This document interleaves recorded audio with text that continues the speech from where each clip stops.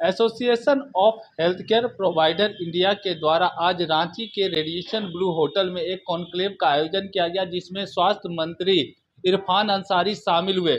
इस मौके पर जितने भी प्राइवेट हॉस्पिटल जो झारखंड की राजधानी रांची में काम कर रहे, उनके जो प्रतिनिधि ने भाग लिया। साथ ही साथ जितनी समस्याएं थी, खास करके आयुष्मान कार्ड को लेकर जो पैसा रुका हुआ था, उसको लेकर चर्चा की गई। और इसमें प्राइवेट हॉस्पिटल के जितने भी ग्रीवांसेस थे और जो व्यक्ति डेथ कर जाता, उसको जो मंत्री के आदेश आया था कि उसको छोड़ दिया जाए, उसका जो बिल का भुगतान है, उसको लेकर भी जो प्राइवेट अस्पताल और सरकार के बीच खींचातानी चल रही थी, उसको इस कॉन्क्लेव के माध्यम से ख़त्म करने का काम किया गया। मौके पर स्वास्थ्य मंत्री इरफान अंसारी ने कहा कि हम लोग मरने का पैसा नहीं खाएंगे, लेकिन अस्पताल को नुकसान नहीं होने देंगे, उसका बिल जो है सो सरकार वहन करेगी। साथ ही साथ उन्होंने कहा जो आयुष्मान कार्ड को लेकर जो त्रुटियां थी, उसको हम लोगों ने दूर करने का काम कर दिया। अब जल्द ही सभी को पेमेंट कर दिया जाएगा। इलाज में कोताही किसी भी मरीज के साथ ना किया जाए। और मृत्यु दर, जो प्राइवेट अस्पतालों का दावा होता है कि हमारे अस्पतालों में मृत्यु दर कम है, उसको लेकर मंत्री इरफान अंसारी ने प्राइवेट अस्पतालों पर तंज कसते हुए कहा कि प्राइवेट अस्पतालों में मृत्यु दर कम क्यों नहीं होगा, जब आप अपने मरीज को जो मरने की हालात में पहुंच जाते हैं, जब उनका खर्चा उठाने के लिए उसके परिजन अब इनकार करने लगते हैं, तब आप उसको रिम्स को रेफर कर देते हैं। और इसी कारण से रिम्स का जो मृत्यु दर है वो काफ़ी हाई है। और कई मामलों को लेकर जो स्वास्थ्य मंत्री इरफान अंसारी और सहित प्राइवेट अस्पताल के लोगों के बीच चर्चा हुई और कई ग्रीवांसेस थे जिसको ख़त्म करने का काम किया गया। मौके पर क्या कुछ कहा गया, आइए आपको सुनाते हैं। लेकिन रिजल्ट बहुत कम सर्वाइव होता है, बिल देता है, वो पेमेंट देता है। तो आपसे भी मेरा एक आग्रह होगा, सहानुभूतिपूर्वक मेरा आग्रह होगा कि देख लीजिए, जब अगर पेशेंट का बिल अगर 11 लाख, 12 लाख, 13 लाख हो गया, वो नहीं दे पा रहा है, तो उसको कम से कम उसका इलाज आप लोग जारी रखिएगा। ये मेरा आपसे विनती होगा। ऐसा नहीं कि पेमेंट नहीं दे पा रहा तो आप उसको डिस्चार्ज कर दीजिए। एक इंसानियत के नाते मैं कहना चाहता हूँ। दूसरा है कि अभी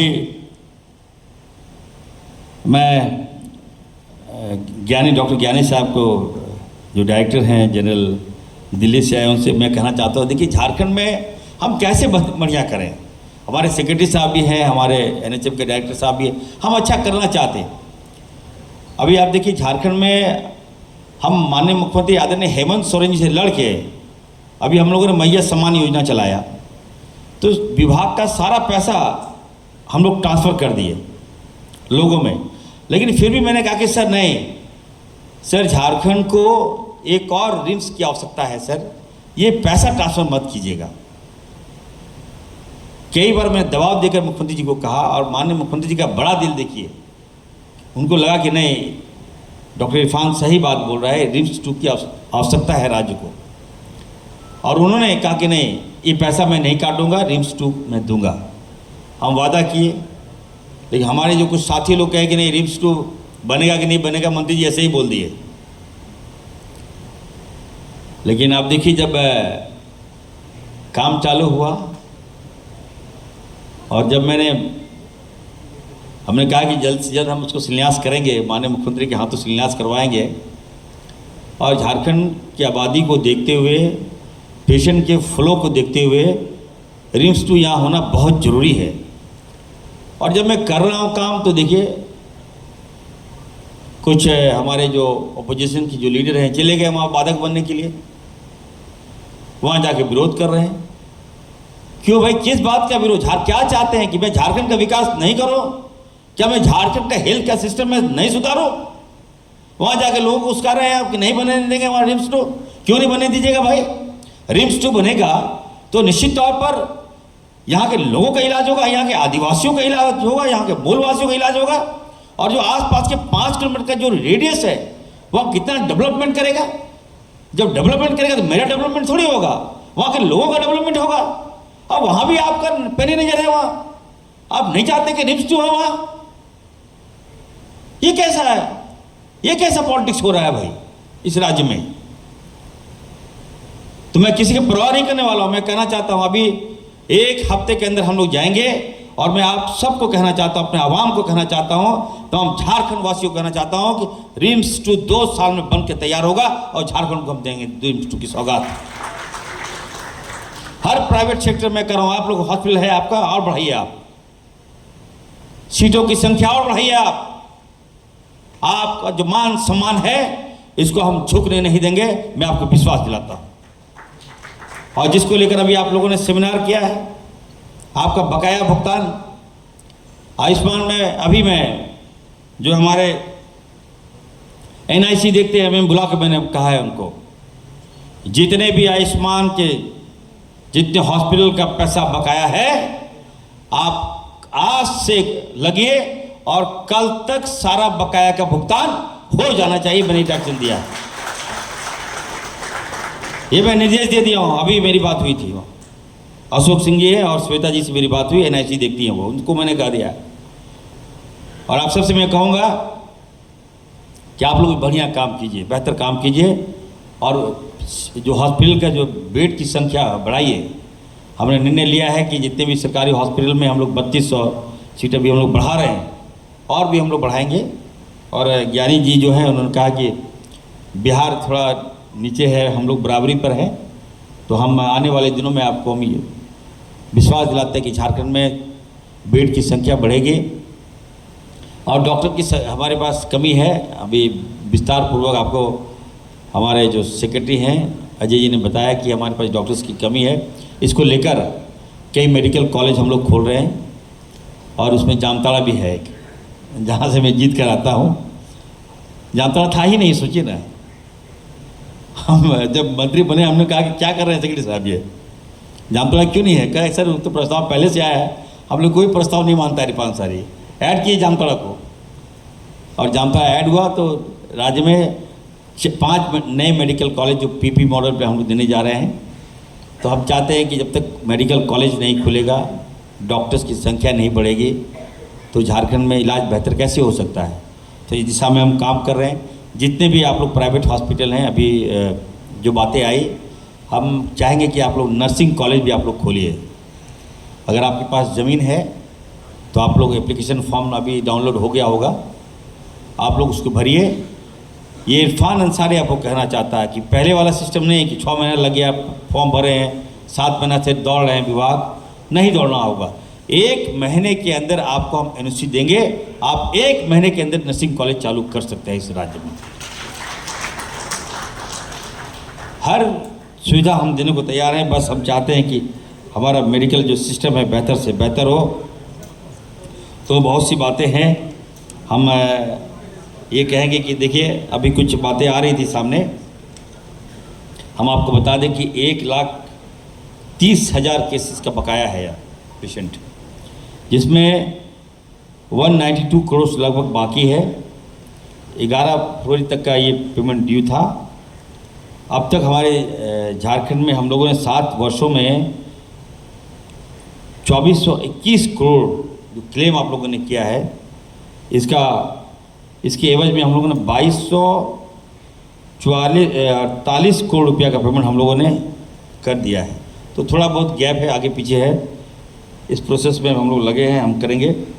और कुछ बातें आ रही, अच्छे हॉस्पिटल भी हैं, प्राइवेट हॉस्पिटल भी हैं, मैं जानता हूँ उनको। हमारे सही साहब मेदांता चला रहे हैं, मजीद साहब है, राज हॉस्पिटल है। यहाँ पर झारखंड में क्या अच्छे हॉस्पिटल हैं जिस पर लोग ट्रस्ट भी करते हैं। हमारे पेशेंट जाते हैं तो हमारी बात को आप लोग मानते भी हैं। तो हम ये जरूर कहेंगे आप लोगों को, एकदम स्वास्थ्य के क्षेत्र में, चाहे वो प्राइवेट हॉस्पिटल हो चाहे गवर्नमेंट हॉस्पिटल हो, जो हॉस्पिटल बेहतर करेगा, मैं विश्वास दिलाता हूँ वैसे हॉस्पिटल को हम सम्मानित करने का काम करेंगे। हर प्लेटफॉर्म में आपको आगे लाने का काम करेंगे। आज हमारा झारखंड देखिए, 24 साल हो गए झारखंड, क्या है बताइए कि झारखंड क्या कमी है झारखंड को? हम कहाँ हैं अपने आप को बताइए, हमारे रिसोर्स क्या नहीं है झारखंड में? मैं आपको अपने बारे में बताता हूँ। I am my self doctor Irfan सारी, हम MBBS किए थे यूक्रेन से, MD मैंने किया, पॉलिटिक्स में आया हूँ। मैं कुछ बदलाव करना चाहता हूँ, हम बेहतर करना चाहते हैं, हम स्वास्थ्य विभाग में चेंजेस लाना चाहते हैं। हर जो एक्सपर्ट है उसको लाते हैं झारखंड, उनसे बात करते हैं उसको लेकर। इससे पहले भी एक कॉन्फ्रेंस हुआ था झारखंड में, आपने देखा होगा। झारखंड में बताइए इतने हॉस्पिटल, लेकिन कहीं भी बोन मैरो ट्रांसप्लांट यूनिट है ही नहीं हमारे पास।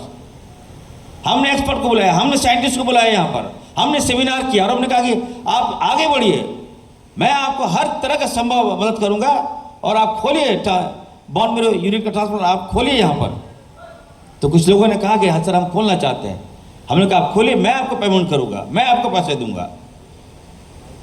हमारे लोग बाहर जाते हैं, हम संथालपना से आते हैं, वहाँ 3 ट्रेनें चलती है जो साउथ जाती है। ज्ञानी साहब मैं बता रहा हूँ इसलिए आपको, सेक्रेटरी साहब तो देखिए सुनिएगा। 3 ट्रेन जाती है साउथ और मधुपुर स्टॉपेज है, जामताड़ा में स्टॉपेज करवाया हुआ अभी मैं।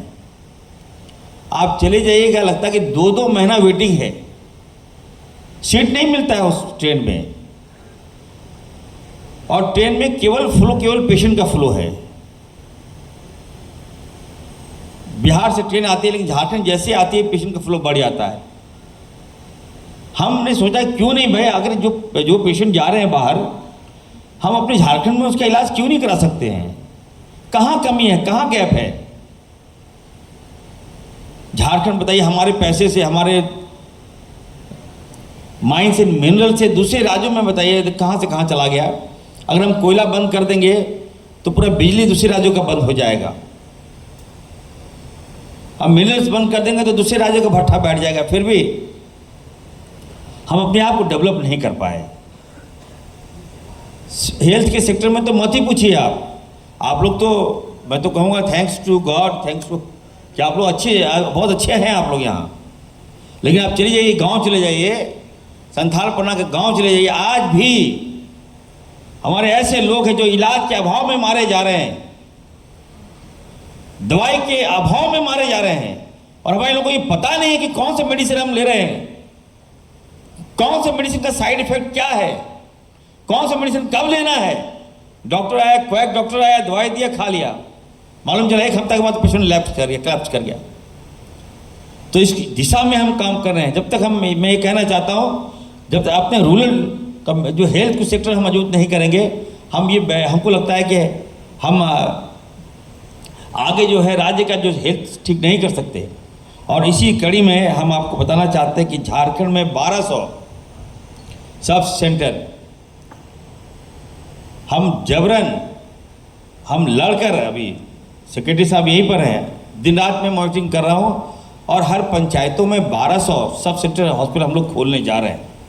जब तक हम निचले स्तर से स्वास्थ्य व्यवस्था ठीक नहीं करेंगे, तब तक आप लोगों को मुद्दा मिलता रहेगा। आप लोग रिम्स जाते रहेंगे, मीडिया वाले रिम्स जाते रहेंगे, हमारे खिलाफ चलाते रहेंगे कि बेड नहीं है, फर्श नहीं है, पेशेंट नीचे सोया है, एम्बुलेंस नहीं है, एम्बुलेंस जाते जाते दम तोड़ दिया। इन सारी बातों को आप लोग चलाते रहिएगा। लेकिन चलाइए, कोई दिक्कत नहीं, मुझे कोई प्रॉब्लम नहीं है, लेकिन मैं चाहता हूँ कि ये बंद हो। इस दिशा में हम काम कर रहे हैं। हमारा एक ही पुराना रिम्स है और पेशेंट का लोड, आज ये अभी बता रहे थे कि हमारे डॉक्टर राज साहब राज हॉस्पिटल की बता रहे थे, क्या नाम, जोगेश गंभीर साहब बता रहे थे कि हमारा जो मर्टिलिटी जो है वो काफ़ी कम है प्राइवेट हॉस्पिटल में, मृत्यु दर जिसको कहते हैं। ऑब्वियस है, कम तो आपको होगा ही, आप लोग प्राइवेट हॉस्पिटल चलाते हैं। आप लोग क्यों कम है आपका, ये भी आपको जानना होगा, हम बताना चाहते हैं। जब आप लोग कोई पेशेंट को एडमिट करते हैं तो पहले तो सीरियस पेशेंट आप लोग एडमिट कर लेते हैं, थोड़ा आउट ऑफ वे जाके, आप लोग अदरवाइज मत लीजिएगा, जो मैं सच बोलता हूँ। कोई पेशेंट आया, आपने एडमिट कर लिया, 1 हफ्ता, 10 दिन, 15 दिन, बिल कितना, किसी का बिल 11 लाख 12 लाख, वो मजबूरी में दे रहा है, इस उम्मीद में दे रहा है कि मेरा पेशेंट ठीक हो जाएगा। और जब भुगतान नहीं दे पाता, पेमेंट नहीं दे पाता है, तो आप क्या करते हैं, रेफर्स टू रिम्स। तो जब सीरियस कोई हो जाता है तो आप उसको रिम्स रेफर कर देते हो। और रिम्स का जो मृत्यु दर है काफ़ी हाई है हमारा, और आपका जो मृत्यु दर है वो काफ़ी कम है। तो ये मत समझिएगा कि आप यू आर द एक्सीलेंट। हम चाहेंगे ठीक है, आप अच्छा कीजिए, आपके पास भी अच्छे डॉक्टर हैं, लेकिन इसको कैसे कम करें। अभी आने वाले दिनों में हम माननीय मुख्यमंत्री आदरणीय हेमंत सोरेन जी से हमने कहा था कि सर देखिए, प्राइवेट हॉस्पिटल में कोई पेशेंट एडमिट होता है तो ये उम्मीद लगता है कि नहीं, प्राइवेट हॉस्पिटल में हमारे पेशेंट की जान बच जाएगा। आए दिन ITI का काफ़ी केस मिलता है, कोई रोड एक्सीडेंट कहीं। आज का जो कॉन्क्लेव है ये कोई प्रेशर वाला कॉन्क्लेव नहीं है। या हमने ही कहा था सही साहब को कि हम चाहते भी हैं कि हमारे राज्य में जितने भी प्राइवेट हॉस्पिटल हैं उनसे हम 1 to 1 हो, उनकी बातों को हम सुने और उनकी क्या समस्याएं हैं, क्या प्रॉब्लम है उनको, उसको हम लोग दूर करें। जब प्रॉब्लम होता है तो ऑब्वियस है कि बातें आती है तो बातें इधर से उधर भी जाती है और उसके बाद लोग संज्ञान में लेते हैं। लेकिन मैं आप सबको ये कहना भी चाहता हूँ कि मेरा जो राजनीतिक परिवेश है, आप लोग ये कतई नहीं समझे कि हम आप लोगों के प्रेशर में आके ये कॉन्क्लेव हम कर रहे हैं। एक डॉक्टर होने के नाते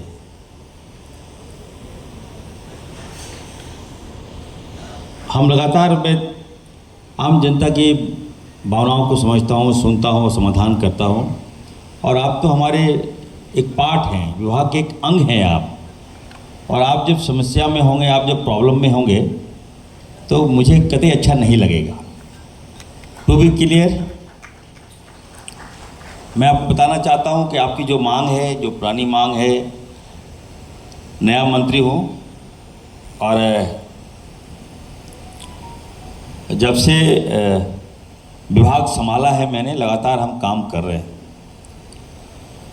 और इस विभाग को कैसे बेहतर से बेहतर हम करें, इस दिशा में हम लगातार काम कर रहे हैं। और जब आप काम कीजिएगा तो थोड़ा साइड इफ़ेक्ट भी होगा, और जब साइड इफ़ेक्ट होगा तो कुछ लोग मज़ा भी लेंगे। जिनकी दुकानदारी हमने बंद कर दिया है वो लोग भी घर से मज़ा लेते हैं। मैं आप लोगों से कहना चाहता हूँ, आपकी जो भी मांग है आप कम से कम हमारे पास तो आइए, हमको बताइए कम से कम। कुछ लोग तो ऐसा हैं कि इस मामले को, आयुष्मान के मामले को, बकाया पेंडिंग बिल के मामले को, आप लोगों ने मीडिया में आप लोग गए, वहाँ पर IMA में आप लोगों ने ये बात को रखा। चलिए, IMA तो हमारा एक संगठन है, मैंने उनको कहा कि हमसे बात कीजिए, मैं हूँ, I am here, I will do you, I will solve your problem. लेकिन कुछ राजनीतिक द्वार भी खोल दिए, उन्होंने ये मामला को उठाया। अभी मैं सुन रहा था, बहुत अच्छी अच्छी बातें कर रहे थे हमारे